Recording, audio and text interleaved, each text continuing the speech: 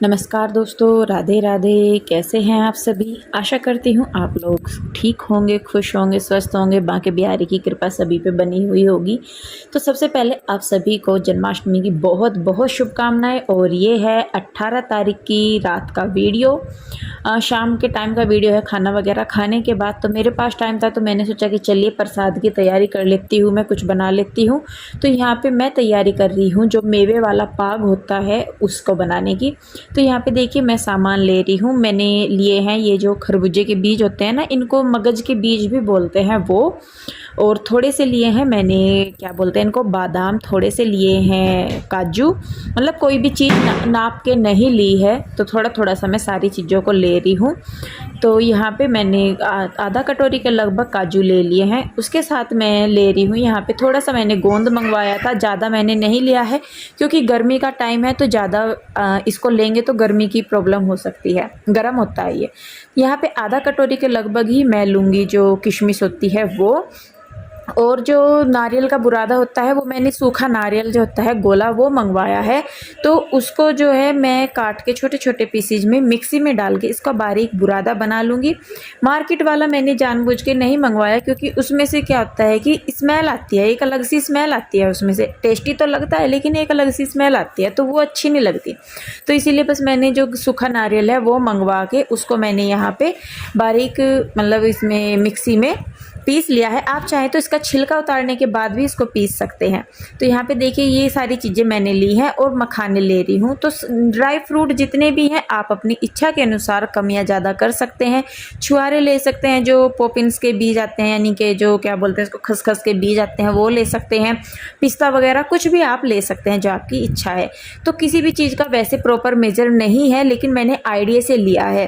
तो देखिए यहाँ पे अब मैं जो है ले रही हूँ घी, क्योंकि मुझे ये जितने भी मैंने ड्राई फ्रूट्स लिए हैं वो सारे मुझे थोड़े थोड़े से फ्राई करने हैं, ज़्यादा नहीं करने हैं।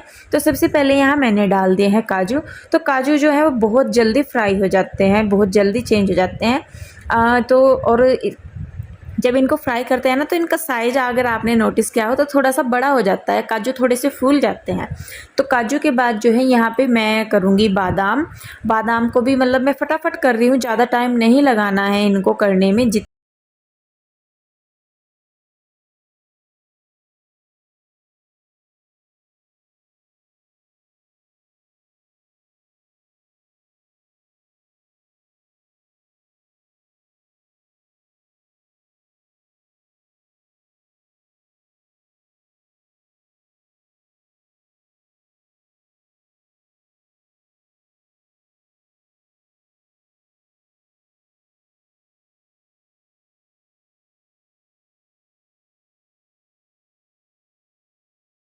लगभग हो ही गए हैं। अब बारी आती है मखानों की, और मखाने कोशिश कीजिए सबसे बाद में भूनने की, क्योंकि जो मखाने हैं वो सारा घी जो है पी जाते हैं। अब हमारे पास बचते हैं मगज के बीज और नारियल का बुरादा। तो यहाँ पे मैंने थोड़ा सा घी और लिया है, और मतलब क्योंकि कढ़ाई गर्म है, घी भी गर्म है, तो साथ के साथ ही जो है मगज के बीज एकदम से हो जाते हैं। तो डालने के बाद आप एक बार को गैस तेज़ कीजिए, और जब आपको लगे कि जो ये बीज हैं इनमें एकदम बबल्स से आ रहे हैं तो गैस बंद कर दीजिए। और साथ के साथ इसी टाइम पे जो हमारे पास नारियल का बुरादा है वो डाल दीजिए। तो इससे जो नारियल के बुरादे का टेस्ट है वो और अच्छा हो जाता है। और ये जो मगज के बीज हैं यानी कि खरबूजे के बीज हैं, ये चटकते हैं, तो थोड़ा सा ध्यान से। तो यहाँ पे देखिए भुन गए हैं हमारे, ये तो बहुत कम टाइम लेते हैं भुनने में। तो इनको मैं निकाल लूँगी कढ़ाई में से। और अब मुझे जो है वो बनानी है चाशनी। तो चाशनी बनाने के लिए आप ये ध्यान दीजिए कि जितना भी सामान आपने लिया है, अगर आप उसको प्रॉपर कटोरी में मेजरमेंट करते हैं, तो आइडिया से जैसे मान लीजिए कि 5 कटोरी हुई हैं सारे ही सामान की, या 6 कटोरी हुई है, तो जितनी भी आपने बर्तन से नाप ले रखा है, जितना हमारा सामान है उसका हाफ करके हमें चीनी डालनी है। यानी कि जैसे कि 5 कटोरी के लगभग मेरा सामान था, तो उसी हिसाब से मैंने 2.5 कटोरी जो है चीनी ली है। और 1 कटोरी से भी कम, यानी कि आधे से भी कम मैंने पानी लिया है। उसको मैंने रख दिया है उधर बॉईल होने के लिए, चीनी और पानी को। तो जब तक वो होते हैं, तो जितने भी मेरे पास ड्राई फ्रूट्स हैं इनको मैं हल्का हल्का सा क्रश कर लूँगी। ज़्यादा नहीं, बुरादा नहीं बनाना है, लेकिन जो दरदरा सा होता है ना, मोटे मोटे से पीस, वो वाला। तो देखिए यहाँ पे मेरी चाशनी भी पकने लग रही है, और साथ के साथ ही जितने मेरे ये बादाम, मतलब बादाम, काजू, गोंद, मखाने जितने भी हैं वो मैं पीस रही हूँ। खरबूजे के बीज जो हैं और नारियल का बुरादा है उसको मैं नहीं पीसूँगी।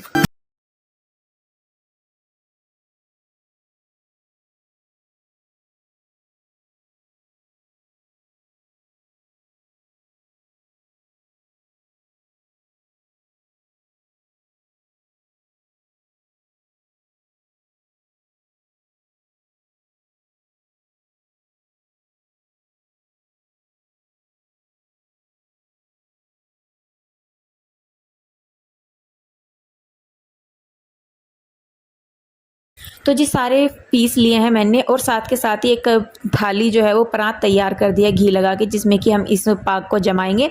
तो चाशनी का आपको ये देखना है कि उंगली पे लगा के देख लीजिए, हमें चाहिए एक तार की चाशनी।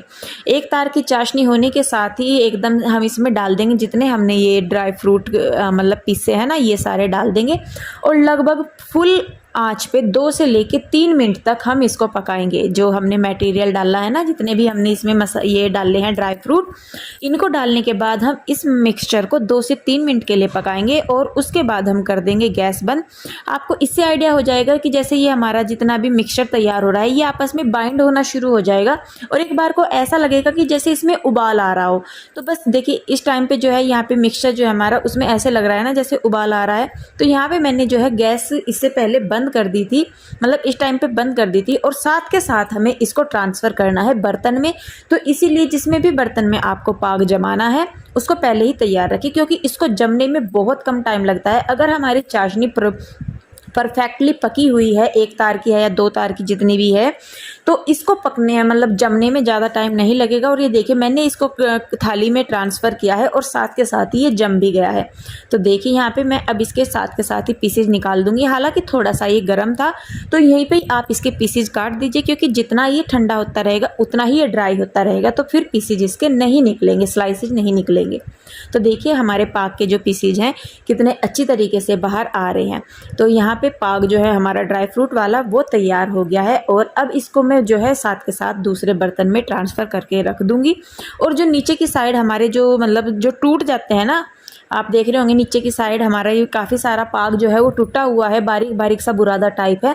तो इसको आपको इसमें मिक्स नहीं करना है। इसका हम क्या करेंगे कि हमें अभी बनाना है धनिया का भी पाक बनाना है। जो धनिया पाउडर का पाक होता है ना वो बहुत ज़रूरी होता है कृष्ण जन्माष्टमी पे।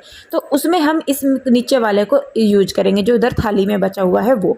तो यहाँ पे मैंने देखिए कढ़ाई इसमें फ्राई पैन में ले लिया है थोड़ा सा घी।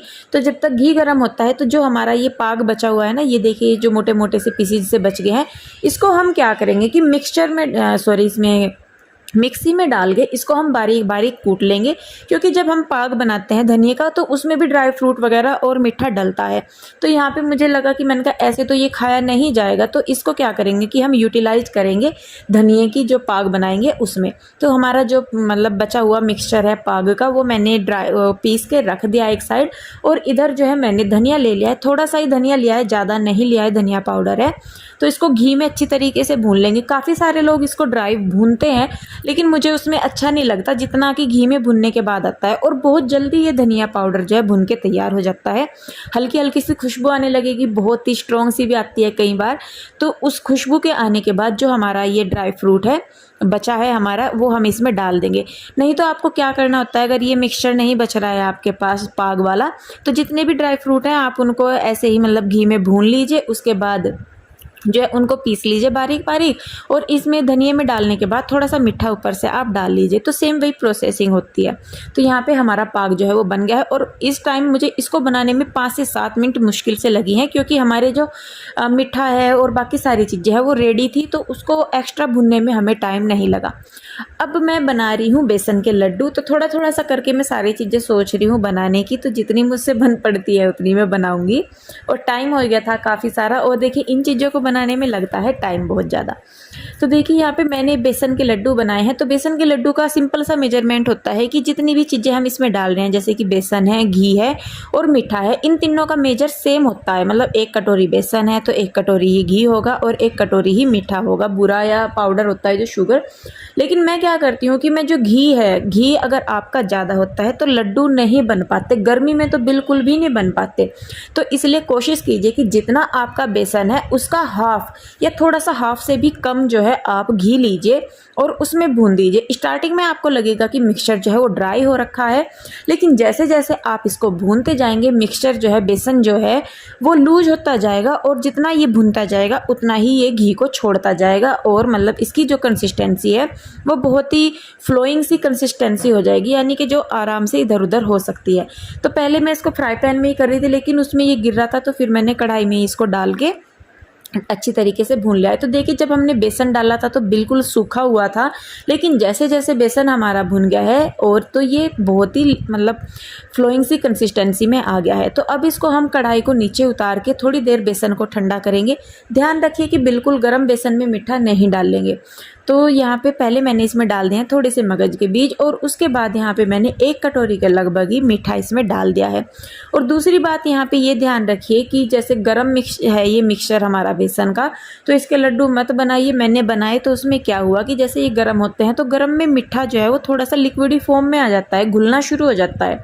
तो उसमें क्या होता है फिर जो लड्डू है वो फैलने शुरू हो जाते हैं, गोल नहीं रह पाते। तो जब मिक्सचर आपका पूरा ठंडा हो जाए, बिल्कुल बिल्कुल ठंडा ही हो जाए बिल्कुल ही, तो तब जाके आप इसके लड्डू बनाइए। तो देखिए ये बच्चे उधर गए हुए थे, आगे थे ये यहाँ पे, और अब जो है यहाँ पे मैं बना रही हूँ लड्डू। तो जी देखिए रात के 10:30-11 बज गए थे मुझे तैयारी करते हुए, लेकिन पूरी प्रॉपर मैं नहीं कर पाई, लेकिन जितनी भी हो पाई कान्हा जी की कृपा से मैंने की है। बाकी तो कल को अगले दिन यानी कि देखूंगी मैं कि क्या क्या मैं बना सकती हूँ। और अभी तो बस यहाँ पे लड्डू मेरे तैयार हो गए हैं, पाग तैयार हो गया है, और धनिया पाउडर की जो बर्फ़ी होती है वो भी तैयार हो गई है। तो जी रात के बज गए हैं 10:30 बज गए, और रुचि और अनुज भैया आए थे अभी थोड़ी देर पहले यहाँ पे। तो अभी मैं आपको दिखा दूँ कि मैंने क्या क्या बना दिया। यहाँ पे मैंने बनाए हैं लड्डू बेसन के, ये होगी धनिया का जो क्या बोलते हैं इसको पाग, जो धनिया का पाग होता है वो, और ये हो गया मेवे वाला पाग।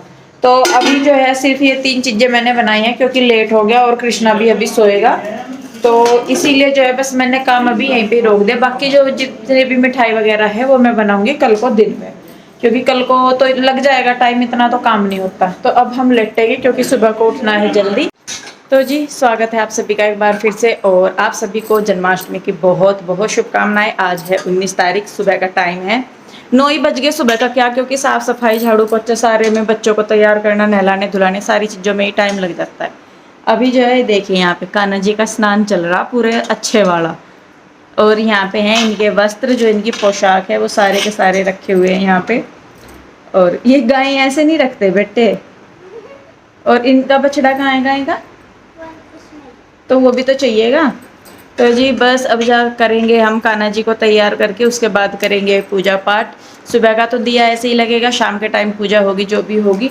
और कुछ मिठाइयाँ तो मैंने शाम बना ली थी, देखूंगी अगर कुछ और बना मेरे साथ तो ठीक है, नहीं तो जो है अपना उसी में ही करेंगे। तो देखिए बस अभी मैं पहले कान्हा जी को तैयार कर देती हूँ। ये हो गया है मेरे कान्हा जी का श्रृंगार शुरू। तो यहाँ पे इनका जो मैं नए नए कपड़े लेके आई थी सारी चीज़ें वो ही हैं, और इनको जब तैयार करते हैं तो मतलब जैसे बच्चों का नहीं होता कि जिसका किसी दिन जन्मदिन होता है तो उसे स्पेशल तैयार करते हैं तो वो अलग से ही लुक देता है।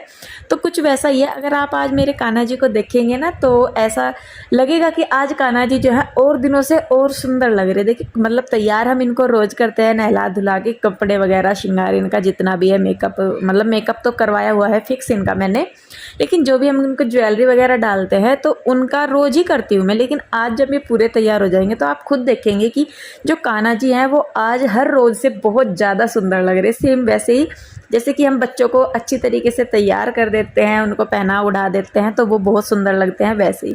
तो देखिए मेरे लड्डू गोपाल जी जो हैं वो तैयार होने लग रहे हैं। और मतलब आज मैं सही में बताऊं तो कल के यानी कि 18 तारीख को जो है मेरे कान्हा जी का जन्मदिन था, क्योंकि पिछले साल 18 तारीख के दिन ही ये घर में आए थे हमारे जो छोटे, जो मेरे मतलब लड्डू गोपाल है छोटे वाले, जिनको कि कल आशु लेके गई, वो उनका जो जन्मदिन है वो जन्माष्टमी के दिन ही होता है। उन्हीं को उनको उसी दिन मैं लेके आई थी जन्माष्टमी वाले दिन। लेकिन जो ये वाले कान्हा जी हैं हमारे, इनको हम लेके आए थे लास्ट ईयर जब पीयू के डैडी का जन्मदिन था, तो हमने हवन वगैरह भी करवाया था। और कल यानी कि 18 तारीख को इनका जन्मदिन भी था, लेकिन हमने इसलिए नहीं मनाया क्योंकि आज जन्माष्टमी हम कर रहे हैं 19 तारीख की, तो फिर दोनों मैं क्या सारा काम से एक ही दिन हो जाएगा। तो यहाँ देखिए लग रहे हैं ना मेरे कान्हा जी आज बिल्कुल अलग से ही सुंदर से।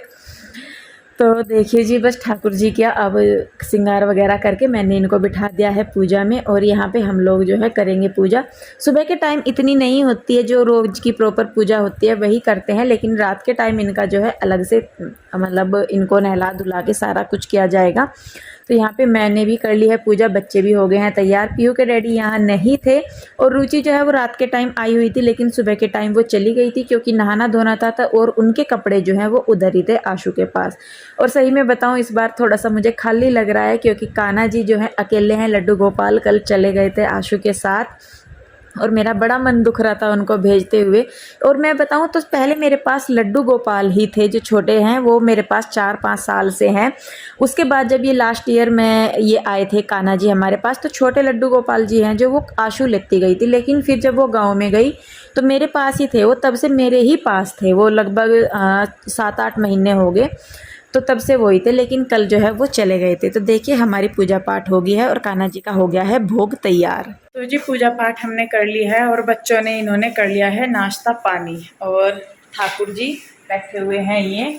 और अब टाइम है इनको थोड़ा सा घुमाने का। असल में हमें जाना है उधर, क्योंकि जो सास है मेरी मम्मी वो आने लग रही है, उनकी तबीयत ठीक नहीं है, तो वो आ रही हैं और रुचि और अनुज भैया जाएंगे, तो इसीलिए उनसे मिलने के लिए हम उधर ही जा रहे हैं। अभी कान्हा जी को भी लेके जाएंगे साथ में, क्योंकि आज तो अकेले छोड़ नहीं सकते इनको, तो इसीलिए इनको भी लेके जाएंगे।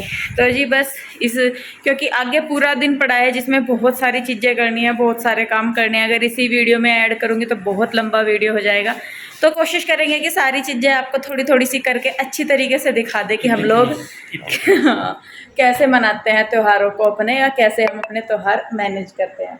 तो जी चलिए बस फिर आज के लिए इतना ही। आई होप आपको वीडियो अच्छा लगा होगा। वीडियो को लाइक करें, शेयर करें, कमेंट करें, सब्सक्राइब नहीं किया है तो कर लें। तो जी हाथी घोड़ा पाल की जय, कन्हैया लाल की, राधे राधे, राधे राधे, बाय बाय।